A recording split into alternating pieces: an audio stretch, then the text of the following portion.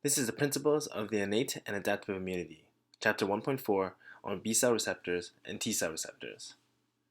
Please make sure to subscribe by clicking the subscribe button and following along and liking the videos.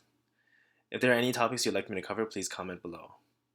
This is Epitope Immunobiology, so let's begin.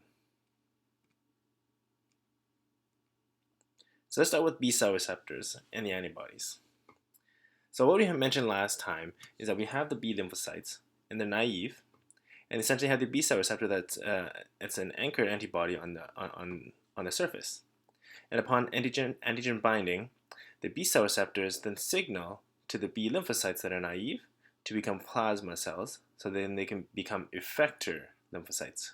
Okay, and of course they can then secrete these antibodies at high levels. And you can see that they're essentially secreted, and they're called immunoglobulins, or just called antibodies.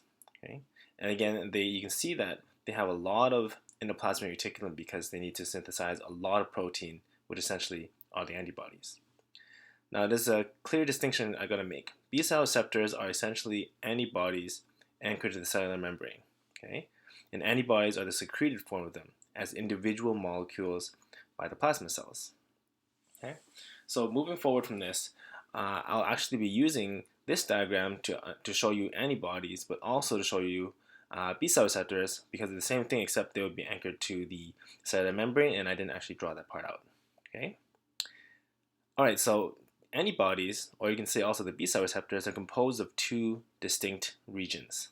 Okay, the constant and variable regions, and these are very, very key terminologies to the lymphocyte receptors, and I'll go through exactly what those mean and which parts of the receptors of both the B and the T cell receptors they are. Okay, constant region has one, only, 4 or 5. Oh, actually, my apologies. This is one of, okay, of 4 or 5 biochemically distinct forms. Okay. There's 4 or 5 different options of what the constant region can be, but if they're already committed to one type, there will only be one type. Okay.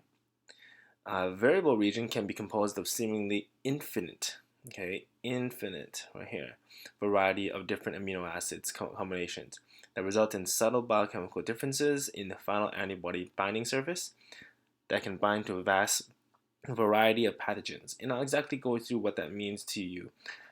Means to us here, because this would be the receptor, and I'm going to go through the details of that. Right here we have antibody schematic, and I can just simply say that this is both antibodies and I'll just put B-cell receptors. And of course, B-cell receptors would be anchored to the cellular membrane here. So what I have here is the legend on the left. The blue boxes composed of the constant regions. So you see here that these two pieces right here, these two pieces right here, and of course, these 4 at the bottom would be constant. They're constant throughout all the B-cell receptors. At least of those, when they're committed to one type, they'll be the same.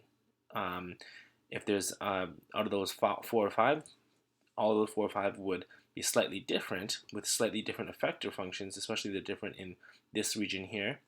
But essentially, once they decide to be one, they'll stay that one. The variable regions are I would say the pinkish or the beige areas here, essentially the top, and they can be almost anything and everything you would think of. They basically change along the edges here, okay, and that makes them be able to bind to nearly anything. And I'll go through what those changes biochemically are, and also from a cellular level throughout the next lectures. A heavy chain and light chain, okay, so the heavy chain is this green portion right here. And this green portion right here essentially is this part. This whole antibody, this is one entire protein right here. One all the way to the bottom. Okay? And that would be the identical piece on this side. One all the way to the top here. Okay? So this is heavy. And the light one will be yellow lines here. Okay, and this is actually disulfide holding these two pieces together. So what actually we need to consider here is that I draw a dotted line through the middle because they're actually symmetric pieces. Okay, this piece right here is actually this portion right here, is the same as this. So there's actually just 2 identical pieces of each other that just attached, And this is also an individual protein. This is the light region, so the light chain, and this one here. Okay, so those pieces essentially, the light piece was actually stuck to the heavy chain through a disulfide bond. They were originally coded by two different genes, and then when you get this half, it sticks to another half to make one antibody. So I wrote the notes here. They're composed of two identical heavy chains. So again, this green part is identical to the other green part on the right, and also two identical light chains, which are these yellow pieces right here.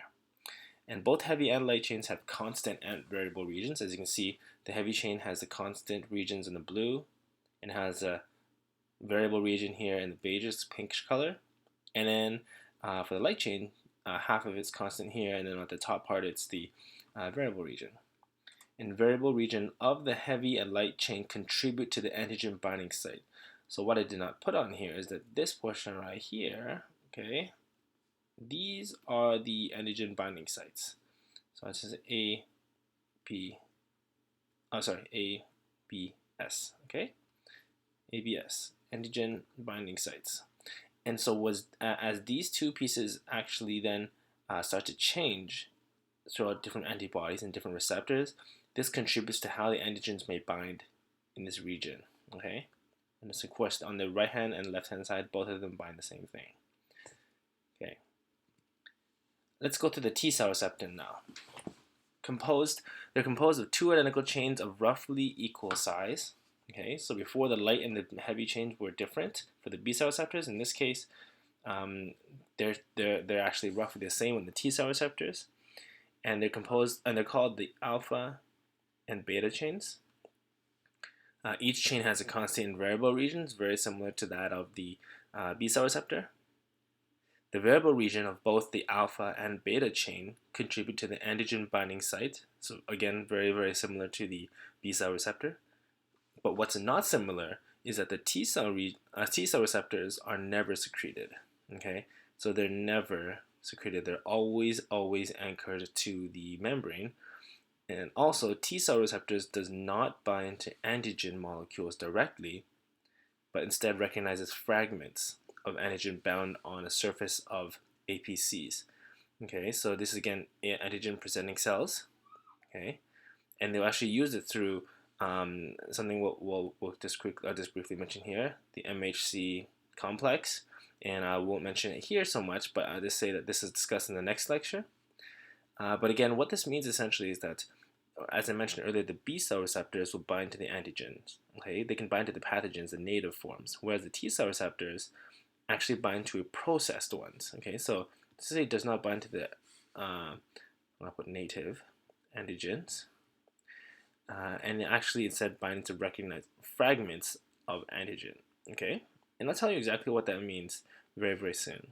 But essentially, the function of the T-cell receptors is to signal to the T-cell that it has bound to an antigen, and the subsequent immunological effects will depend on the type of T-cell. So when it actually then signals to the T-cell that is bound to an antigen, then it would actually change the type of T-cell again to T helper cells, the regulatory T-cells, and also the cytotoxic T-cells. Okay, so you got three different types.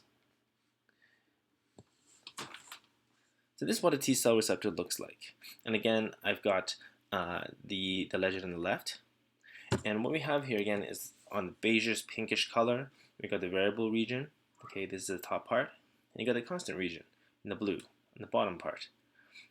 They're composed of two roughly equal sized chains. So you see here, there's one side here, one side here. And one would be alpha and one would be beta. And while this part is the variable region and this part is the constant region, what's changing is actually just this top portion of the T-cell receptor. And this part changes from a genetic standpoint, and then once it actually gets expressed as a protein, then actually can bind to almost nearly any kind of epitope. So you can say any kind of antigen here. So this would actually be the antigen binding site. All right. And again, the difference here is the T-cell receptor is anchored to the membrane, and so is the B-cell. But then eventually the B-cell would secrete the entire antibody out of the body, out of the cell, and actually gets rid of membrane portion. Okay. What's also similar here is that the disulfide bonds connects two of the chains together. Okay, this is a very, very strong covalent bond. Okay, so let's talk about the epitope variability. I mentioned that earlier that the top parts of the variable regions right here, of the T-cell receptor and also the B-cell receptor, consistently change from a genetic standpoint, okay? And that's very, very variable, okay? So let's say here, this is a question that will come up if anyone sees this lecture, they should be thinking this already. How are antigen receptors with a nearly, my apologies, there's no N here, with a nearly infinite range of specificities encoded by a finite number of genes? How is that possible? Okay. Well, during the lymphocyte development, gene segments that encode for the variable region go through DNA recombination. And actually, not just recombination, but they actually have the addition and subtraction of nucleotides. And pairing of two variable region chains result in approximately 10 million possibilities from a couple hundred genes. So you think about it, if you had a gene that is coded, let's just say this is A, and then the next amino acid down is AAA. I'm just making things up along the way, and so on, so on, and so on.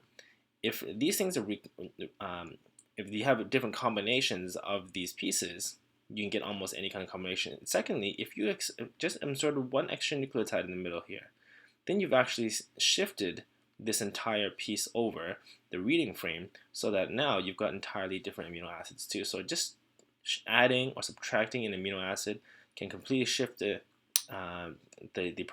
protein translation, and thus generating nearly infinite range of specificities.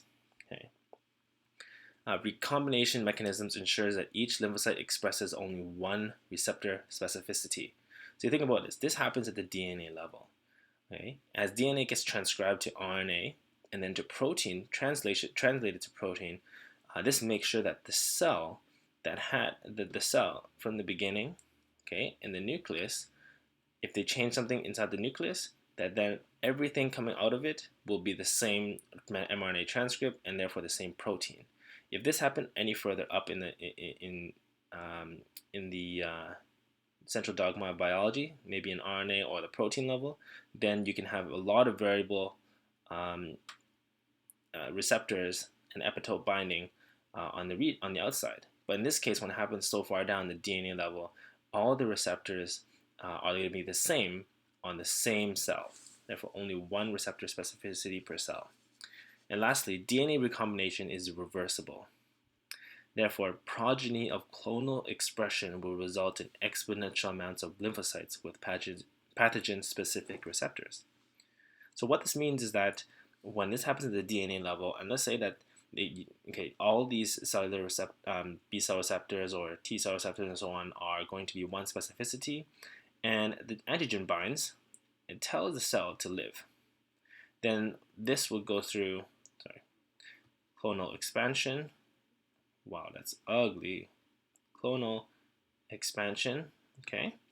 Clonal expansion, and therefore all the cells that come out of this one cell as a progeny, okay, will all express the exact same receptor, and it will be exponentially greater, okay? Think about if one cell makes 2, and then those 2 make another 2, and those 2 make another 2, so it'll be 1, 2, 4, 8, 16, 32, and so on. That would be exponential, okay?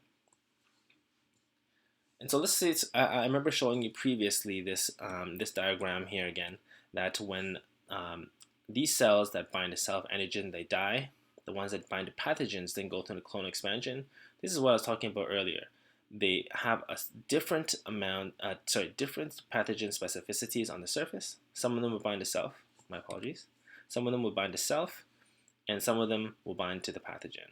Okay, and those ones bind to self will die. The ones that bind to the pathogen will then go through clonal expansion, and this will be exponential. Because if you think about this goes to 4, let's say, and this 4 goes to another 4, 4, and 4, and 4, then of course that will be exponentially greater, and these ones will die. And again, all of these lymphocyte receptors will then show different types of specificities. Okay, so really in the end, although you've made millions and millions of different specificities, only a small subset of the naive lymphocytes will successfully bind to antigens.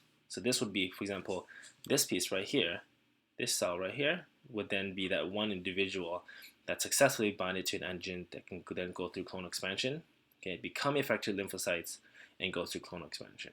The other ones would just die.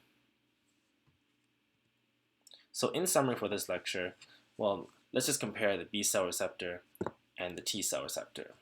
Okay, B cell receptor and T cell receptor. The B cell receptor, do they both have constant variable regions? Yes, both the B cell receptor does and the T cell receptor does, as you can see here in these diagrams. What are the components of them? Well, the B cell receptor has a heavy chain right here, the green piece, and a light chain, which is the yellow piece. And they're two totally different masses, molecular masses. In terms of the components for the T cell receptor, you've got alpha chain and the beta chain, left and right. There is axis of symmetry, yes, of course. So if you can split this right down the middle, this left half is exactly the same as the right half, and yes. Are they anchored? Well, the B cell receptor, yes, okay, but eventually once it goes through clonal expansion and produces becomes an effector lymphocytes, which is a plasma cell, and the plasma cell then it secretes antibodies, which is the secreted form of the B cell receptor, then that is no. But in terms of T cell receptors, they will always remain anchored to the membrane. Where's the diversity from? Both of them have a DNA recombination a recombination of their DNA at the genetic level. Okay, and what do they bind? What a key difference here between B cell receptors and T cell receptors is that B cell receptors bind to entire antigens. So it binds to the so not exactly entire. What I mean is actually the native antigens. So this binds, for example, to the bacteria itself. But in this case, what it's binding to is a small portion of an antigen via an antigen presenting cell. The T cell receptors don't actually bind to the bacteria, but rather the bacteria then would be engulfed by, say, a macrophage or a dendritic cell, digest it, then present it back to a T cell, which would be then going from naive to an effector lymphocyte, T lymphocyte. Okay. All right. So we're gonna end it here. Next time we're gonna talk about the details of antigen binding. That'll be chapter 1.5. And as you can see here, I've already given a small preview of this. The T cell receptor binding to what we call, I mentioned earlier, the MHC molecule. So please make sure to subscribe and follow along. And of course, if you like these things, give me a thumbs up. And of course, comment on the comments below to let me know if there's any topics you'd like me to cover. This is Epitope Immunobiology, and we'll see you next time.